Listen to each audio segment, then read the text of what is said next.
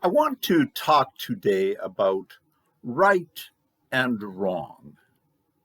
We all have our carefully constructed views of what's right and what's wrong, and we like to judge others based on those definitions of right and wrong. As a result, all religions, but particularly new religious movements, get judged according to our beliefs about right and wrong, all of which made Jesus a natural target. In Mark's Gospel, the 12th chapter, we encounter Jesus having a series of situations thrown at him in order to challenge his beliefs about right and wrong. What Jesus' challengers were hoping to accomplish was no different than what people today hope to accomplish when they challenge faith beliefs. They wanted to justify themselves by proving themselves right and Jesus wrong. According to Mark, those plans didn't work out so well. While we like how Jesus made his detractors crawl away in humiliation, my sneaking suspicion is that our thinking more often resembles the people who challenged Jesus than it does Jesus' thinking. The first challenge came from a group called the Pharisees, who posed the following political dilemma. So they sent some of the Pharisees and Herodians to Jesus to catch him in his words. They came to him and said, "Teacher, we know that you are a man of integrity. You aren't swayed by others because you pay no attention to who they are, but you teach the way of God in accordance with the truth. Is it right to pay taxes to Caesar or not? Should we pay or shouldn't we?" But Jesus knew their hypocrisy. "Why are you trying to trap me?" he asked. "Bring me a denarius and let me look at it." They brought the coin, and he asked them, "Whose image is this, and whose inscription?" "Caesar's," they replied. Then Jesus said to them, "Give back to Caesar what is Caesar's, and to God what is God's." And they were amazed at him. Is it right to pay taxes to Caesar or not? Nothing strikes at the core of human interest quite like a potential tax loophole. At its root, though, the question about paying taxes was more political than economic, and the Pharisees thought they had come up with the perfect question to trap Jesus. He couldn't answer the question, so they thought, without making enemies of either the occupying Romans or the occupied Jewish state. In effect, their question was, do you support the oppressive governing regime, or do you support the locally brewing movement toward political independence? It wouldn't be hard for us to substitute current political issues into that kind of question. Jesus simply deactivated their trap with his well-known response. Give back to Caesar what is Caesar's, and to God what is God's. With those words, Jesus reminded his accusers that we honor God by giving due respect to our political leaders. Ponder that thought for a moment, and Jesus' answer becomes less than satisfying even for us. Do you really mean that I'm supposed to discover the good and legitimate in my political enemies? The second question posed a religious dilemma. Then the Sadducees, who say there is no resurrection, came to him with a question. "Teacher," they said, "Moses wrote for us that if a man's brother dies and leaves a wife but no children, the man must marry the widow and raise up offspring for his brother. Now there were 7 brothers. The first one married and died without leaving any children. The second one married the widow, but he also died leaving no child. It was the same with the third. In fact, none of the 7 left any children. Last of all, the woman died too. At the resurrection, whose wife will she be, since the 7 were married to her?" Jesus replied, "Are you not in error because you do not know the scriptures or the power of God? When the dead rise, they will neither marry nor be given in marriage. They will be like the angels in heaven. Now, about the dead rising, have you not read in the book of Moses, in the account of the burning bush, how God said to him, 'I am the God of Abraham, the God of Isaac, and the God of Jacob'? He is not the God of the dead, but of the living. You are badly mistaken. The Sadducees thought they could reduce someone else's religious belief to an absurdity.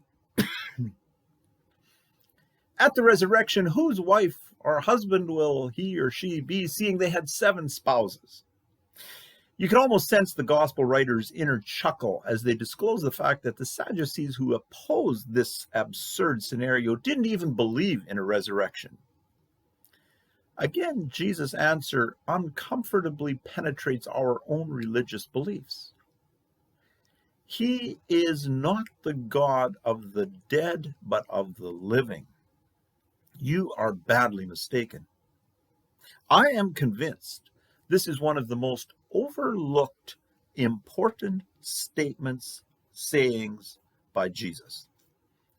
Despite the scenario posed by the Sadducees being absurd, it strikes at the human desire to uncover the secrets of what happens after we die. Just as with the Sadducees and the Pharisees in Jesus' time, religious people today often take great pride in their interpretations of what will transpire in the afterlife. In this case, though Jesus sided with the Pharisees who believed in heaven, Jesus linked that belief in heaven to how we live our lives. He is not the God of the dead, but of the living. And so, without diminishing the reality of heaven, Jesus pointed out that our beliefs about what will happen in the future are no substitute for how we live our lives today. Being able to give all the right answers doesn't necessarily make me a good follower of Jesus. I find these words from Oswald Chambers to be particularly challenging. It is perilously possible to mistake the exposition of the truth for the truth, to run away with the idea that because we are able to expound these things, we are living them too. Jesus highlighted the idea that being able to give the right answers doesn't guarantee that we are living right.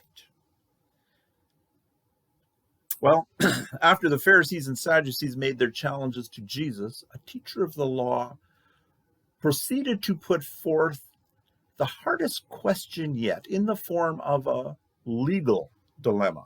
Now, keep in mind that tradition had identified 613 commandments within scriptures. One of the teachers of the law came and heard them debating. Noticing that Jesus had given them a good answer, he asked, "Of all the commandments, which is the most important?" The most important one, Jesus answered, is this: "Hear, O Israel, the Lord our God, the Lord is one. Love the Lord your God with all your heart and with all your soul and with all your mind and with all your strength. The second is this: love your neighbor as yourself. There is no commandment greater than these." "Well said, teacher," the man replied. "You are right in saying that God is one and there is no other but him. To love him with all your heart, with all your understanding, with all your strength, and to love your neighbors yourself is more important than all burnt offerings and sacrifices." When Jesus saw that he had answered wisely, he said to him, "You are not far from the kingdom of God." And from then on, no one dared to ask him any more questions. Of all the commandments, which is the most important? I suspect that when someone asks that question, they've already answered it for themselves. I grew up in a German Mennonite ethnic community, and I only half jokingly say that when I was a child, the answer to that question was, "Thou shalt not marry a non-Mennonite." Truthfully, Jesus' answer isn't comfortable to any of us. Love the Lord your God with all your heart and with all your soul and with all your mind and with all your strength. Second is this: love your neighbors yourself. Jesus' words sound appropriately spiritual, but his answer feels like a cop-out because we tend to live as if some commands really are more important than others. Jesus' answer had the kind of vagueness which hints that sin might actually be situational, that sins might change according to contexts, and that sins aren't defined by written lists. After all, it's far easier to judge ourselves and, for us, more importantly, others, against a defined list than to determine that our actions are governed by love. Jesus' answer highlighted the fact that we humans are instinctively legalists. From the beginning of time in the Garden of Eden, Satan has targeted that basic propensity. Has God really said?